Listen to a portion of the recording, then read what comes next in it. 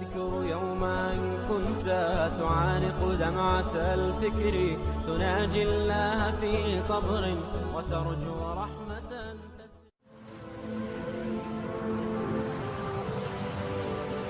حضرت عمر رضی اللہ تعالیٰ عنہ جب ایمان لائے تو آپ نے ایک ایک کافر کے گھر کے دروازے پہ کھڑے ہو کے کہا کہ تم کمزوروں کو مارتے تھے، میں تمہیں بتانے آیا ہوں میں محمد عربی کا نوکر بن گیا. بلکہ آپ نے اعلان کیا جس نے اپنی بیوی کو بیوہ اور بچوں کو یتیم کروانا ہو اور اپنے ماں باپ کی کمر کو جھکانا ہو وہ عمر کے مقابلے میں آئے. اللہ اکبر. زنیرہ نامی ایک خاتون تھی، بہت کمزور.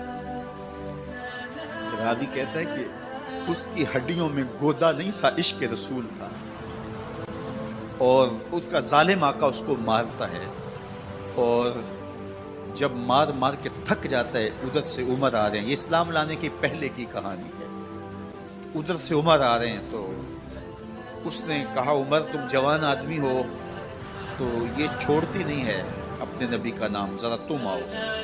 عمر کوڑا پکڑ لیتے اسے مارتے مارتے تھک جاتے ہیں تو پانی پینے لگتے ہیں. تو کہتے ہیں مجھے تیرے پہ ترس نہیں آیا لیکن میں ذرا پانی پینے لگا ہوں، اور پھر گلے کے اندر ڈال کر کے کوڑا اور اس کی رسی کو بل دیتے اور اس کی آنکھیں باہر نکل آتی اور کہتے ہیں بلا اپنے نبی کو جو تیری آنکھوں کی بینائی واپس کرے. اللہ اکبر. تو اس نے آسمان کی طرف منہ کر کے کہا مالک میں کبھی بھی آنکھوں کی بینائی نہ مانگتی لیکن اب تیرے نبی کی عزت کا سوال ہے. آنکھوں کی بینائی واپس ہو جاتی ہے. زنیرہ کو بڑا مارا. آج عمر گلیوں میں آنکھوں میں آنسو ہیں اور عجیب دل بے تاب ہے اور کہتے ہیں آؤ بھئی میں حضور کا غلام بن گیا ہوں، تمہیں بتانے آیا ہوں.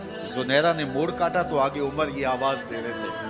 زنیرہ ایک کونے پہ کھڑے ہو کے رو کے کہتی ہے عمر تم تو بڑے اس دن جوش و غضب میں تھے اور تم مارتے ہوئے تھکتے نہیں تھے. تو عمر نے کہا زنیرہ اس دن میں نے دیکھا نہیں تھا، اب میں محمد عربی کو دیکھ آیا ہوں. جنہ ویکھیا نہیں ہو کرن گلاں، جنہ ویکھیا نہیں ہو کرن گلاں، جنہ ویکھیا ہو تے بول دے نہیں.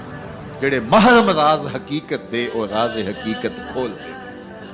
تو حضرت عمر رضی اللہ تعالیٰ عنہ ایمان لائے. حضرت عبداللہ ابن مسعود رضی اللہ تعالیٰ عنہ فرماتے ہیں کہ حضرت عمر کا ایمان لانا مسلمانوں کے لیے عزت کا سبب تھا. ان کا ہجرت کرنا مسلمانوں کی نصرت تھی اور ان کی خلافت مسلمانوں کے لیے رحمت. حضرت عمر رضی اللہ تعالیٰ عنہ وہ ہیں کہ میرے حضور نے فرمایا لوگوں جب نیک لوگوں کا ذکر کرو تو میرے عمر کا تذکرہ ضرور کیا کرو. میرا عمر وہ ہے کہ جب وہ ایک سمت سے آ رہا ہو، ایک گلی اور بازار سے آ رہا ہو تو شیطان بھی آ رہا ہو عمر کو دیکھ کے راستہ تبدیل کر دیتا ہے. حضرت عمر رضی اللہ تعالی عنہ کی طبیعت کے اندر جو جاہ و جلال تھا، طبیعت کے اندر جو سختی تھی وہ اسلام کے اندر آ کر بھی قائم رہی. اور آپ نے وہی سختی، وہی جاہ و جلال جو پہلے مسلمانوں کے خلاف تھا اب کفار کے خلاف، منافقین کے خلاف حضرت عمر کی طبیعت کے اندر وہ جوش و خروش بدستور موجود ہے.